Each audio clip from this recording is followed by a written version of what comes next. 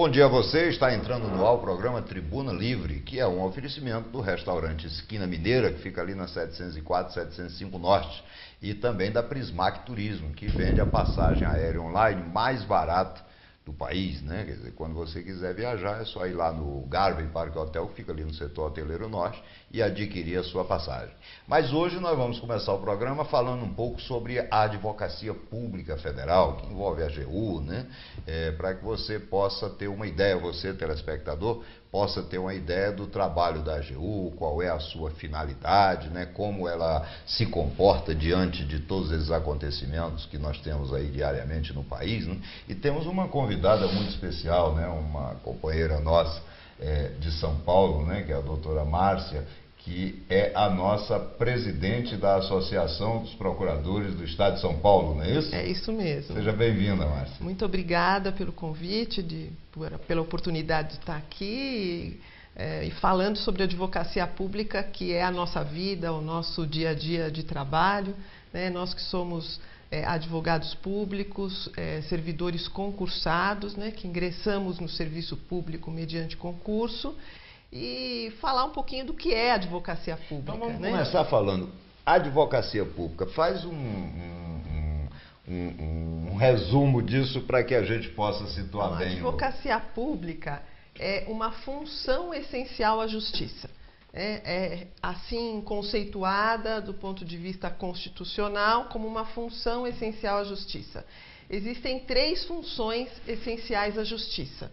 O Ministério Público, que faz a defesa da cidadania, da sociedade, a Defensoria Pública, que faz a defesa dos chamados hipossuficientes ou das pessoas carentes que não têm condições de pagar advogado para ingressar em juízo, e a Advocacia Pública propriamente dita, que é a Advocacia de Estado.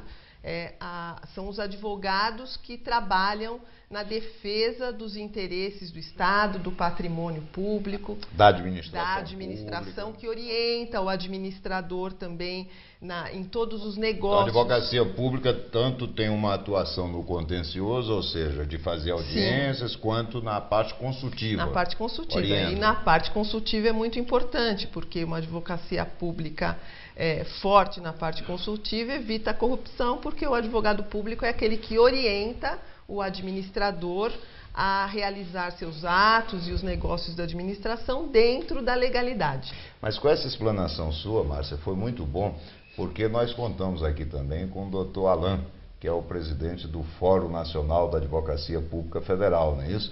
E o doutor Alain pode dizer para a gente, então, como é que nós podemos separar a advocacia de Estado, que é a advocacia feita, né, pelas procuradorias, e a advocacia de governo, né? Porque há uma confusão nisso, né? Quer dizer, nós somos advogados, nós que eu digo, porque eu também sou, apesar de aposentado, né, mas sou da AGU, nós somos advogados de governo ou nós somos advogados do Estado? Bem, eu acho que essa pergunta é uma pergunta que sempre tem sido feita na sociedade, né? E a resposta é fácil.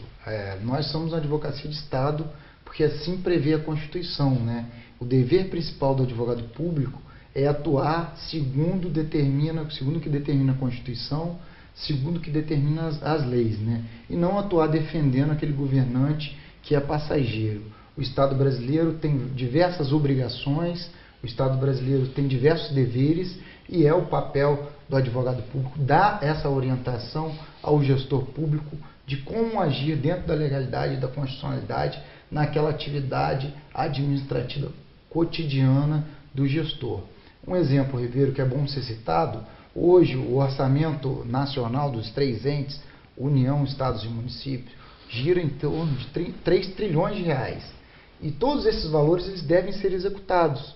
E todos esses valores, quando vão ser executados, eles devem passar pela mão de um advogado público para dar uma orientação na execução desses valores, no que tange a sua aplicação, e cabe ao advogado público justamente dar essa orientação conforme determina a Constituição e as leis. Poderíamos dizer assim que a advocacia pública vale muito mais que 3 milhões de reais para o país. Então, já que você falou em dinheiro, Alain, eu lhe pergunto o seguinte: a Advocacia Geral da União, ela foi criada com a Constituição de 88, né? Na verdade, ela assumiu funções que antes eram exercidas pelo Ministério Público, né?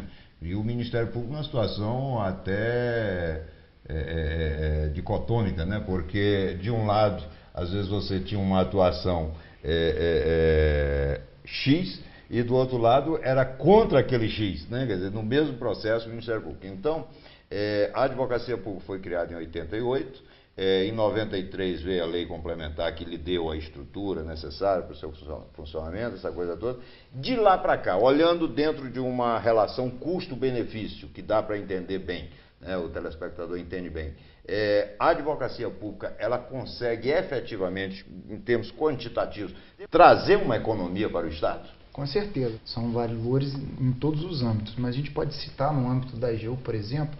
No ano passado, a AGU arrecadou cerca de 2,3 trilhões de reais. Só em uma ação, a AGU economizou cerca de 1,5 trilhões de reais aos cofres da União. Esse arrecadar que você diz é arrecadar ou é recuperar?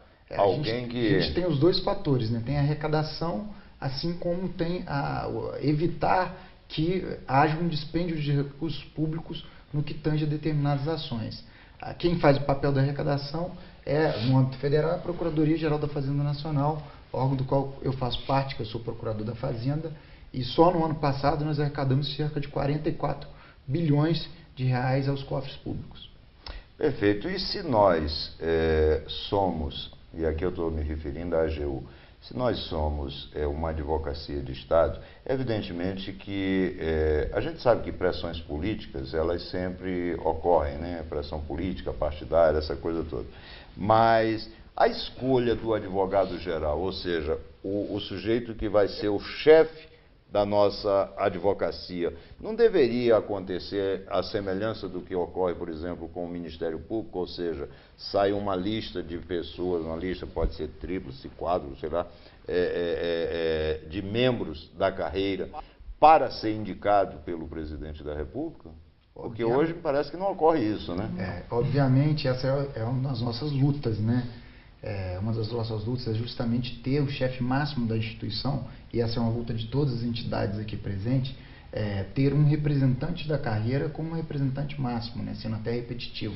É o que já acontece na Defensoria, é o que já acontece no Ministério Público, então nada mais justo que aconteça também, siga a mesma regra no que tange a advocacia pública. Até para evitar, né, essas pressões de natureza partidária, governamental, porque o governo passa, né? O Estado não, o Estado é permanente, então os governos não podem ter essa ingerência, né, indevida, né, sobre a instituição, né? É verdade, eu acho que você deu a distinção bem clara, né? Um governo passa, o Estado continua, por isso que nós somos advogados do Estado brasileiro, que é uma advocacia perene, independente de quem está ali exercendo aquele cargo naquele momento. Perfeito, mas contamos também aqui com o doutor Guilherme, né? O doutor Guilherme é presidente da Associação dos Procuradores Municipais, né? Doutor Guilherme, dá para a gente perceber que ele é nordestino, né? Basta olhar assim muito orgulho. A feição, né? Você é de onde? Sou de Fortaleza. Fortaleza é subúrbio do Piauí, né? Quase. Então, lá a gente chega lá ainda. Capital, né? Mas, doutor Guilherme, e os procuradores municipais têm também as mesmas reivindicações? Temos. A semelhança da luta é muito forte.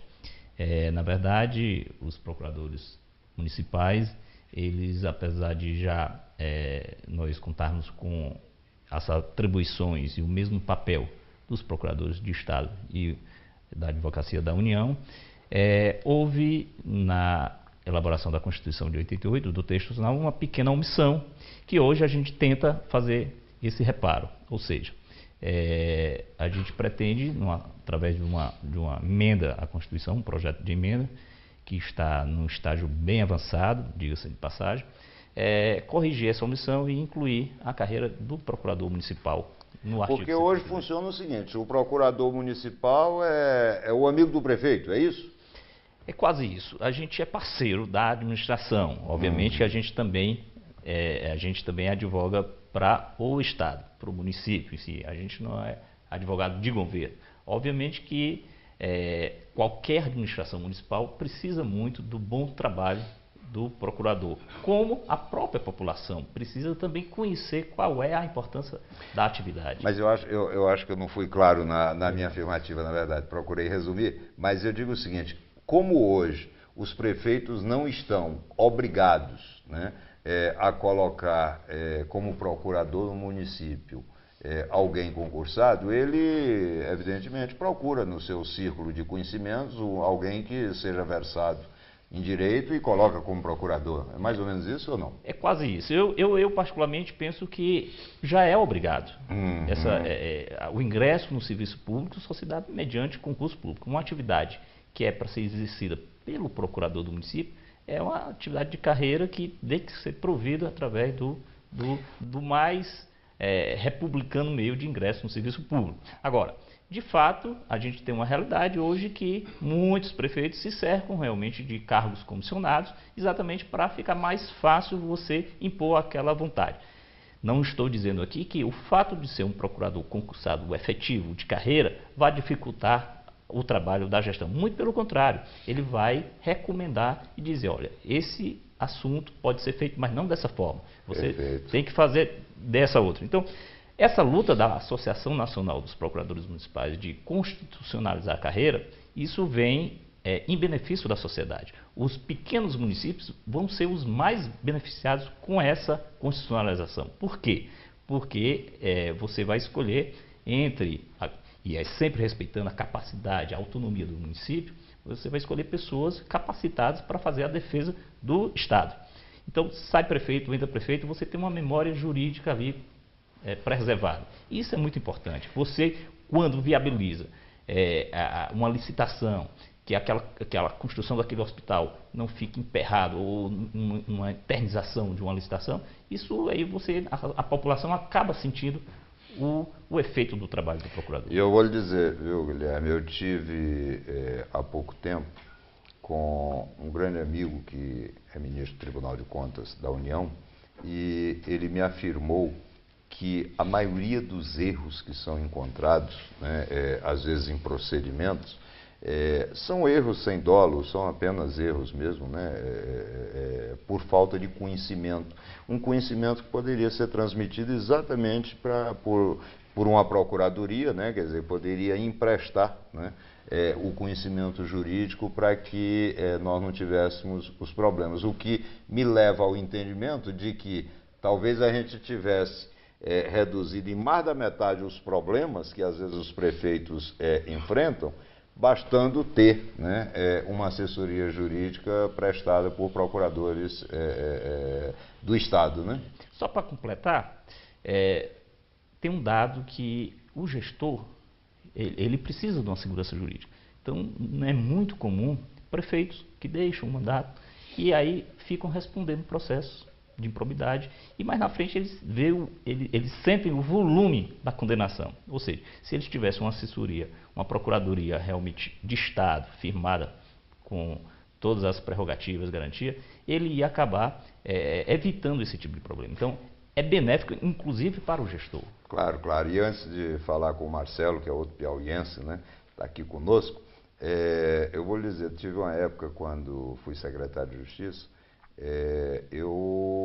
você falou na questão da segurança jurídica. Nós precisamos ter. Quando você, às vezes, tem a responsabilidade da decisão política, que era o que eu tinha que ter, né, em razão do cargo, né, de secretário, mas eu procurei me cercar, né, de algumas pessoas que pudessem me emprestar a segurança jurídica necessária. Daí porque, inclusive, eu tive colegas nossos, né, nos ajudando lá na Secretaria de Justiça. Doutor Amauri, que foi procurador regional, era meu subsecretário de Direitos Humanos. Doutora Ana Luísa, que também foi procuradora regional, era minha subsecretária de Cidadania. Né? Doutor Paulo Chagas foi o diretor da Defensoria Pública aqui no DF durante uns 10 anos, né? Era meu subsecretário de Justiça, ou seja, por questão jurídica eu não teria problema, né? Bem, mas completando a nossa bancada, nós temos o doutor Marcelo também, né? O doutor Marcelo é o presidente da Associação Nacional dos Procuradores de Estado, né? E confirmando a profecia de que o Piauí vai dominar o mundo, o doutor Marcelo também é piauiense, assim como eu, né? Mas, doutor Marcelo, a gente podia discorrer um pouco sobre a questão da independência, né, dos procuradores com relação a essa situação que existe, né? Procurador que defende interesse de governo, procurador que defende interesse de Estado, né? Como é que se posiciona a associação e como deve se posicionar efetivamente o procurador? A necessidade, Ribeiro, de se estruturar as nossas carreiras, e aqui você tem representado todas as esferas da advocacia pública, federal, municipal, estadual e do Distrito Federal, que também representamos, que praticam a advocacia de Estado, é que para formar a opinião jurídica do Estado, se exige o uso dessas estruturas de uma forma independente para que legitimamente se ofereça a posição jurídica do Estado no que diz respeito ao trato dos atos administrativos, dos negócios administrativos, com foco inclusive no respeito aos direitos do cidadão, né? Porque nós vivemos numa triste cultura do litígio em que a administração pública, infelizmente, historicamente, foi a maior propagadora dela na história, no curso da história brasileira. A maior litigante é a União, né? Infelizmente, mais de 50% dos processos na justiça brasileira são provenientes de atos estatais, em todas as esferas. Isso gera um custo muito grande para o Estado. O Estado paga, por um processo desse por ano, mais de R$4 mil. Ele tem um custo muito alto que poderia se converter em economia se houvesse uma atividade consultiva independente, segura e comprometida com o atendimento da vontade do Estado, que está na lei, que é aprovada pelos legítimos representantes do povo. Por isso não somos advocacia de governo. Somos advocacia de governo na única hipótese que o interesse de um governante, que é transitório, se harmoniza com o interesse do próprio Estado, que é o que está na lei, produzido nas leis, e que é concebido e interpretado dentro de um sistema de justiça, que não é só o Poder Judiciário. Esse sistema de justiça concentrado só no Poder Judiciário, ele não funciona mais. Ele se demonstrou ineficiente, ineficaz, não capaz de atender prontamente ao cidadão que precisa buscar na justiça o atendimento dos seus interesses, ou então a pacificação dos conflitos. E nós somos uma importante ferramenta dentro desse sistema, junto com o Ministério Público, Defensoria Pública e a própria advocacia de um modo geral, que, sendo essenciais, tem por natureza a necessidade, por imposição constitucional, de atuar com toda a liberdade possível, para construir um entendimento legítimo do Estado e do ordenamento jurídico no que diz respeito às questões de interesse público. Quer dizer, então devemos caminhar, né? Infelizmente ainda estamos caminhando com passos tímidos, né? Mas devemos caminhar realmente para essa independência, até para poder consagrar o próprio espírito da lei, né? A lei, ela atravessa o tempo, né? A lei não quer saber se um governo começou, se entrou, se saiu, não. A lei, ela é a lei, né? Nós, Ribeiro, acompanhamos o Estado. O Estado, ele é permanente, carreiras de Estado como as nossas são permanentes como o Estado. O Guilherme falou muito bem, nós somos responsáveis por manter uma memória jurídica que serve inclusive para o Estado mudar de entendimento de forma legítima lá na frente, no que diz respeito à aplicação da própria lei. Infelizmente, dentro desse sistema, como estrutura pública, institucional, prevista na Constituição, somos ainda a advocacia pública, a única elemento desse sistema de justiça que não goza de autonomia, para planejar o seu futuro, para conferir, através da sua estrutura, a estabilidade que o Estado precisa para oferecer um serviço de qualidade ao cidadão. E isso ocorre principalmente pela incompreensão dos governantes que não entendem que sua posição é circunstancial, né? Sim. Quer dizer, quando os governantes entenderem que uma advocacia pública independente e autônoma, né, ela é muito melhor, serve muito melhor aos interesses do Estado, e quando serve os interesses do Estado num sentido macro, no sentido menor, serve também aos interesses do governo, porque devem sempre se harmonizar, né? Quando eles entenderem isso, certamente a nossa luta em busca, né, dessa independência será menos sofrida, né? Com certeza. Mas eu quero agradecer aqui a Márcia, que inclusive é minha colega também, viu, de programa de televisão, né? Faz um programa em São Paulo, né? Agradecer o doutor Alain, que é nosso companheiro, está sempre aqui em Brasília, procurador da Fazenda e presidente, né, do Fórum Nacional. Agradecer a você, Guilherme, que teve o privilégio, entendeu, de por tabela ser piauiense, né? Quer dizer, nasceu ali na nossa periferia e tudo, né? Chego lá. Então você tem essa sorte, né? E o Marcelo ele é nato, né? É sangue azul, né? É puro, né? É puro lá do Piauí, né? Bem, daqui a pouco nós voltamos com Tribuna Livre.